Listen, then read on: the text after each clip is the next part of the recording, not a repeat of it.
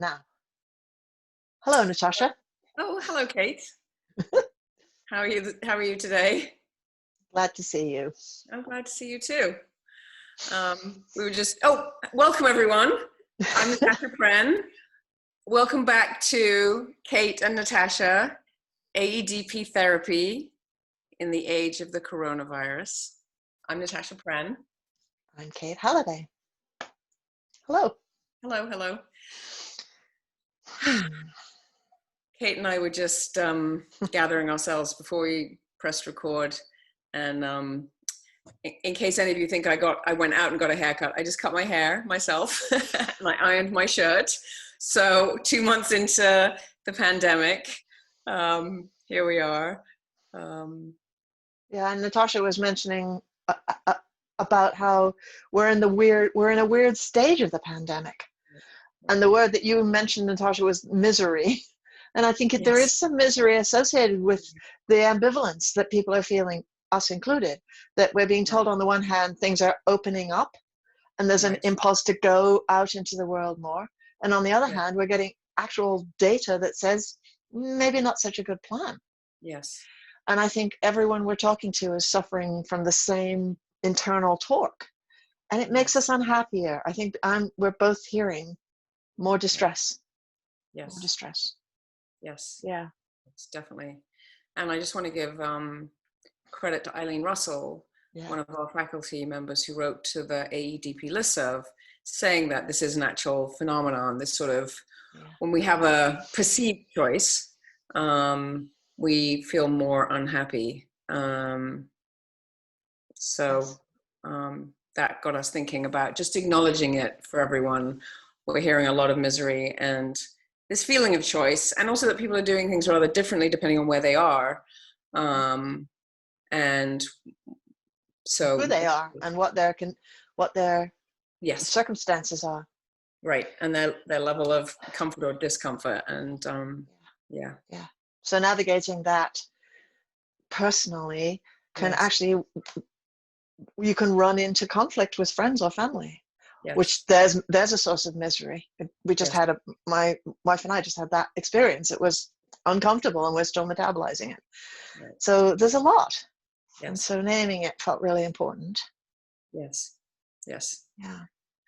So that's where we are today. And for those of you watching this video out of order, my computer tells me that it's Saturday, May 23rd, just so you know where we are.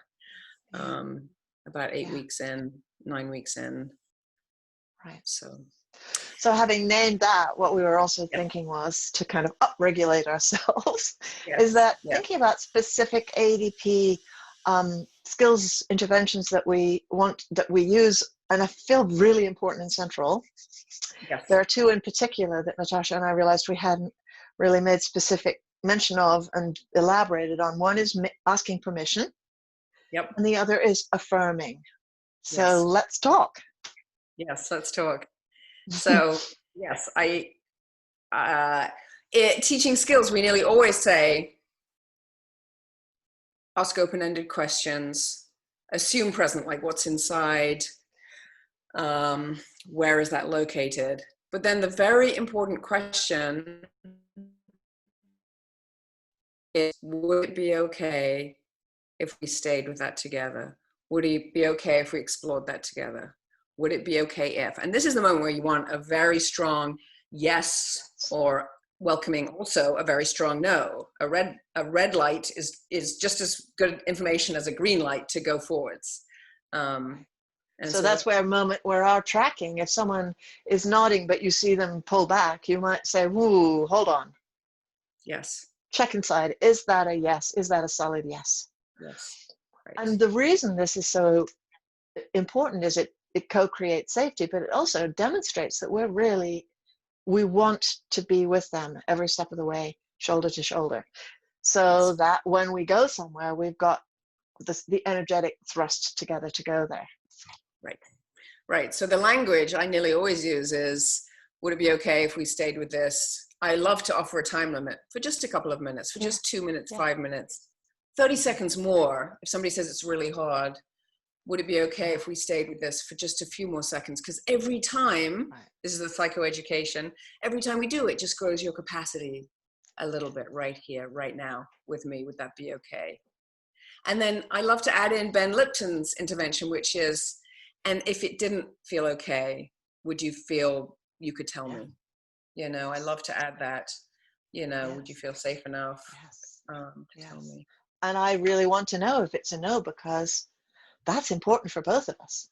Right. So kind of, again, and then that cuts to our second one, which is affirming the capacity to say no and set limits, which for many people is not an easy thing.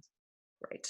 Right. And I think that the thing I see the most as a teacher of ADP is that sometimes we make our clients work too hard without jumping in and affirming and saying, you're doing great. You know, people say, well, I'm not really getting to, I feel like there's more. And you say, well, look at all we're already doing. You're really doing great. You know, you're already doing all of this. Just coming here today when it's a scary thing to do, to go to therapy. Wow. Right. Hooray. Right. From the very first moment. Right. Or even just telling me how scary it is to stay with an emotion, whatever it may be, right? Thank you so much for telling me. That's so great that you know that and you can tell me. And then I nearly always want to sneak in and would it be okay if we just did a tiny, just 0.0001 of second will grow that, you know, and people, I sometimes say, you know, that's why people come to therapy, because they need some help with that particular thing. That's why we're doing this together. Totally. You know, sleeves to and if we think about the plexiglass and the visual cliff and the mom saying to the baby, come on, you can do it. What she's saying is, good for you. Yes, you did another little crawl. Come on. Yay. Yes, you can do it. That's right. And that lights up the sense of possibility and hope. Yes. And pride that they're already, accomplishment, mastery, pride that they're already doing plenty. I think sometimes we have an idea inside of us that there's a there, and we're going to have a huge breakthrough or a catharsis or a this or a release, and it's going to be this particular thing. And then usually, you know, sometimes it is, but very often there's lots of little incremental 0.00001 seconds of expanding capacity before the breakthrough. Not always, obviously, but most learning is that way. It's layers and layers of accrued experience. Those are the kinds of learning that stick too. And as we said, they build new neural pathways. And the little bit of psychoed that really does bring people along and get them a bit more willing is to say just a bit of that one tiny sentence. Yes. Yes. Not a paragraph, a sentence where you just say, the reason we're doing this is because it'll grow your capacity here.